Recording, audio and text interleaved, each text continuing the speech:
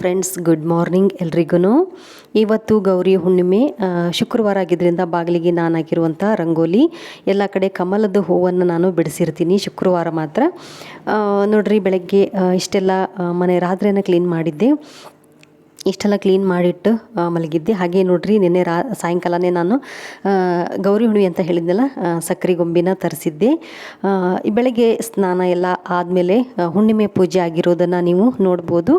ನಾವು ಸಾಯಂಕಾಲ ಗೌರಿ ಹುಣ್ಣಿಮೆನ ಯಾವ ರೀತಿ ಆಚರಿಸ್ತೀವಿ ಅನ್ನೋದನ್ನು ನಾನು ನಿಮಗೆ ಮತ್ತೆ ತೋರಿಸ್ತೀನಿ. Hello friends, welcome back to my channel JVSC vlogs. ನಾನು ಜ್ಯೋತಿ. ನಿಮ್ಮೆಲ್ಲರೂ ಇವತ್ತು ಗೌರಿ ಹುಣ್ಣಿಮೆ, ನಿಮ್ಮೆಲ್ಲರಿಗೂ ಗೌರಿ ಹುಣ್ಣಿಮೆಯ ಹಾರ್ದಿಕ ಶುಭಾಶಯಗಳು. ಹಾಗೆ ನನ್ನ ಬಹುದಿನದ ಕನಸು, ಇವತ್ತು ನಾನು ಐಟಮ್ಸ್ನ ಆರ್ಡ್ರ್ ಮಾಡಿದ್ದೆ. ಇವತ್ತದು ಬಂದಿದೆ, ತೋರಿಸ್ತೀನಿ ನಿಮಗೆ. ನೀವು ಆಗಲಿ ನೋಡಿದ್ರಿ ಅನ್ಬಾಕ್ಸಿಂಗ್ ಮಾಡೋದನ್ನು. ಬನ್ನಿ, ಈಗ ನಾನು ಬ್ಯಾಕ್ ಕ್ಯಾಮ್ರಾದಿಂದ ನಾನು ನಿಮಗೆ ತೋರಿಸ್ತೀನಿ. ತುಂಬ ದಿನದಿಂದ ಆಸೆ ಇತ್ತು ತೊಗೋಬೇಕು ಅಂತ ಹೇಳಿ. ಪ್ಲಾಸ್ಟಿಕ್ನ ಯೂಸ್ ಮಾಡಬಾರ್ದು ಅಂತ ಹೇಳ್ತಾರೆ, ಹಾಗಾಗಿ ತರಿಸಿದ್ದೀನಿ. ಮೇಲ್ಗಡೆ ಫೈಬರ್ ಐತಿ, ಕೆಳಗಡೆ ಎಲ್ಲ ಸ್ಟೀಲ್. ಬನ್ನಿ ನೋಡೋಣ ಹೆಂಗೈತಿ ಅಂತ ತೋರಿಸ್ತೀನಿ. ಓಕೆ, ನೋಡಿರಿ, ನನ್ನ ಆಯಿಲ್ ಹಾಕೋವಂಥ 2 ಬಾಟ್ಲ್ ತರಿಸಿದೆ. ತುಂಬ ಚೆನ್ನಾಗಿದ್ದವು. 2ರಿಂದನೂ 250 ರೂಪಾಯಿಗೆ ಒಂದು, ಅಂದರೆ 499 ರುಪೀಸ್ ಇಷ್ಟೇನ ಬಿತ್ತು. 250 ರೂಪಾಯಿಗೆ ಒಂದು 500 ರೂಪಾಯಿ ಲೆಕ್ಕ. 250 ರೂಪಾಯಿಗೆ ಒಂದು. ಇದು 1 ಲೀಟ್ರಿಂದ ಇವು. ಇದು 1 ಲೀಟ್ರ್. ಇದು ಶೇಂಗಾ ಎಣ್ಣೆ ಹಾಕೋಕ್ಕೆ ಒಂದು, ಇನ್ನೊಂದು ಇದು ಸನ್ಫ್ಲವರ್ ಆಯಿಲ್ ಹಾಕೋಕ್ಕೆ. ಈ ಕರಿಯೋಕ್ಕೆ ಇದಕ್ಕೆ ಅಂತ ತರಿಸಿರ್ತೀವಲ್ಲ, ಪೂರಿ ಕರಿಯೋಕ್ಕೆ, ಮತ್ತು